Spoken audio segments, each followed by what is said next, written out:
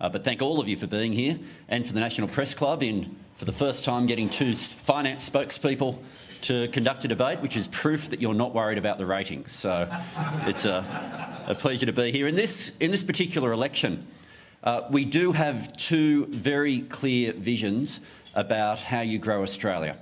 We have a government proposing one of the most transparent forms of trickle-down economics that we've ever seen, and we have a Labor Party talking about investing in the centre. Good afternoon, everyone. Good to be back at the Press Club to talk about our plan for jobs and growth. When we came into government, the economy was weakening, unemployment was rising, and the budget position was rapidly deteriorating on the back of an unsustainable, unfunded and unaffordable spending growth trajectory. Today, as we approach this election, our economy is stronger, with growth at 3.1%. The employment growth is also stronger, more than 3 times as high over the past 12 months compared to the last 12 months of the Labor government.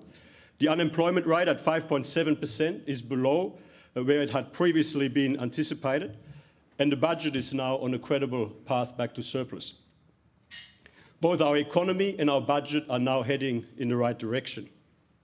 The results and the progress we made so far are encouraging, but there is so much more work to be done to secure the successful transition of our economy to a stronger, more diversified economy. This is certainly not the time to put our progress at risk by changing direction. Our comprehensive National Economic Plan for Jobs and Growth will build on the progress we have made over the past 3 years. With our innovation and science agenda, boosting opportunities for startups. With our defence industry plan, boosting opportunities for local high-end manufacturing.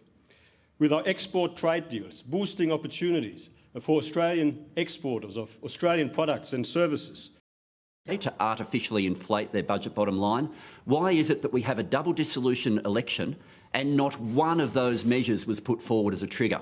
Thank you very much. Well, firstly, our plan is reflected in our budget, and what you will see in the budget is that wherever we had to spend more money on higher priorities, we've paid for that, more than paid for that, by spending reductions in other parts of the budget. Now, Tony Burke is quite wrong when he says that Labor has laid out how they will improve the budget bottom line. They haven't laid that out. Yes, they have announced more than $100 billion in higher taxes over the decade, which will hurt jobs and growth.